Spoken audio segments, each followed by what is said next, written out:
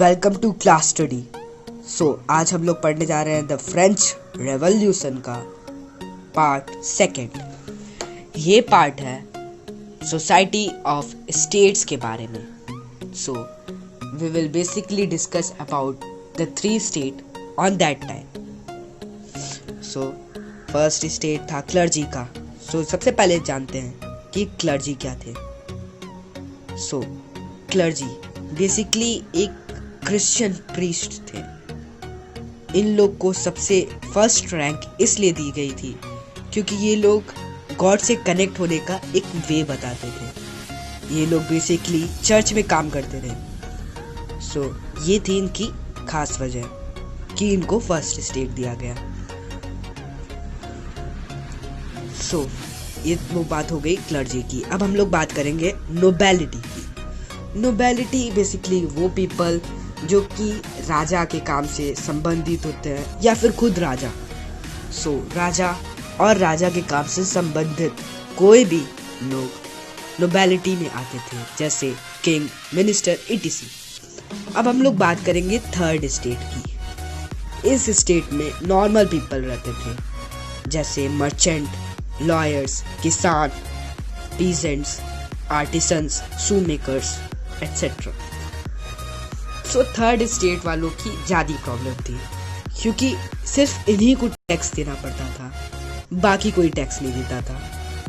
Only third state have to pay tax.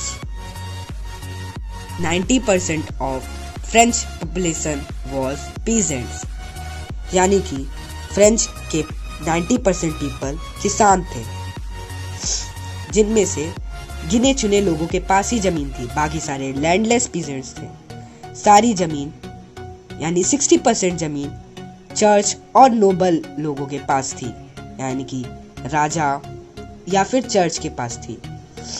Clergy और nobility को कुछ स्पेशल राइट्स गिवन थे, जैसे कि उन्हें टैक्स ही नहीं देना पड़ता था,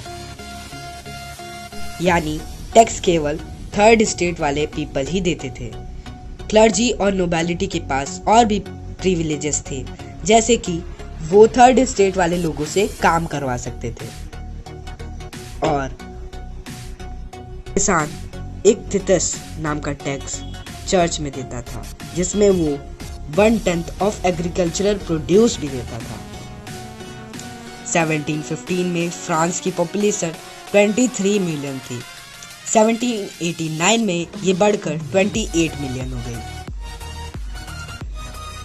ग्रेन का प्रोडक्शन लो हो चुका था, लेकिन डिमांड बढ़ती जा रही थी क्योंकि पॉपुलेशन बढ़ रही थी, जिस वजह से लोग ब्रेड पे डिपेंड करने लगे और इसके कारण ब्रेड की प्राइस भी बढ़ गई थी क्योंकि ब्रेड का प्रोडक्शन भी लो था।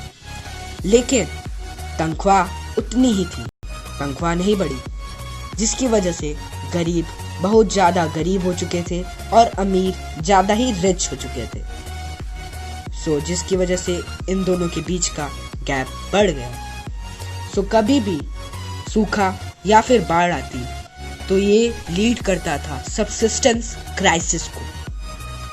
सबसिस्टेंस क्राइसिस एक ऐसी सिचुएशन होती है जिस समय बेसिक नीड खतरे में पड़ जाए। ये सब कारण थे रिवॉल्यूशन को लीड करने की।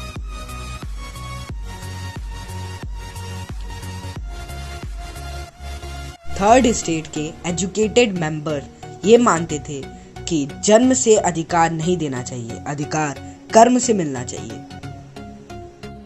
और हम किसी भी ग्रुप को ऐसे ही छोटा या बड़ा साबित नहीं कर सकते। सभी ग्रुप एक सोसाइटी के इक्वल होने चाहिए। धीरे धीरे ये आइडिया डेवलप्ड होने लगे। लेकिन कोई खाली बैठा आदमी ऐसे तो नहीं चला जाएगा रेवोल्यूशन करने के लिए। इन सब के पीछे 2 फिलोसोफर का सबसे बड़ा हाथ था। पहला फिलोसोफर है जॉन लॉके और दूसरा है जीन जैक्वेस रोसियो। लेकिन इन लोग को नाम रखने नहीं आते।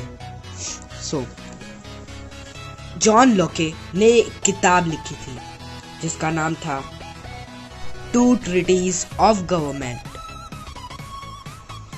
और एक और फिलोसोफर आया मॉन्टेस्क्यू, जिसने भी एक किताब लिख डाली जिसका नाम था the spirit of the laws.